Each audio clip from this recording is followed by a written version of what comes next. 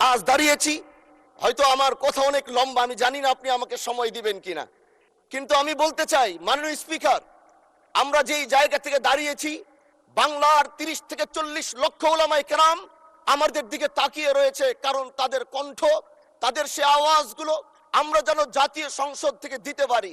তার মধ্যে অন্যতম একটি হলো মা কানা মুহাম্মাদুন আবা আহাদিম মির রিজালিকুম। 200-র বেশি সার্ভিস ও ফিচারে লেনদেনের সব বিকাশ অ্যাপে সম্ভব।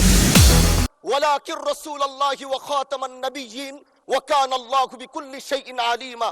আপনি জানেন নবীর পরে আল্লাহ নবী হচ্ছে আমার ইমানের অংশ, আমার ইমানের পার্ট। তিনাকে ভালোবাসা, তিনার উপর ইমান, এটা আমার ইমানের অংশ।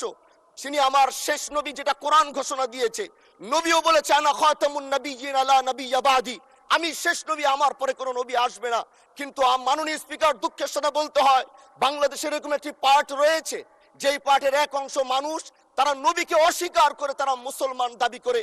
এবং এই বিষয়ে অনেকেরই ধারণা আছে, তারা জানে এই আন্দোলন করতে গিয়ে অনেক মুসলমানকে রাস্তায় শহীদ হতে হয়েছে, আন্দোলন করতে হয়েছে।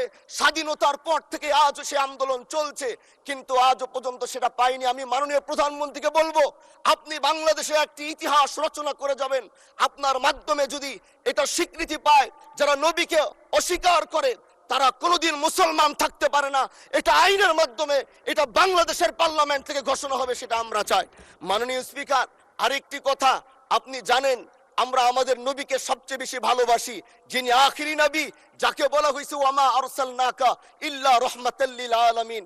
আমরা বারবার দেখছি কিছুদিন পর পর কারা যেন কিভাবে এসে আল্লাহ নবীর শানে কটূক্তি করে, নবীকে নিয়ে অশ্লীল ভাষায় গালিগালাজ করে, নবীর শানে কটূক্তি করে।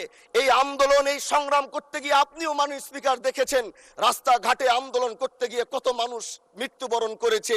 যদি একবার বাংলাদেশের আইনে, কারণ মুসলমান যদি আমাদের বাংলাদেশের পার্সেন্টেজ অনুযায়ী আমাদের অবশ্যই মুসলমানদের সংখ্যা এই দেশে অনেক বেশি।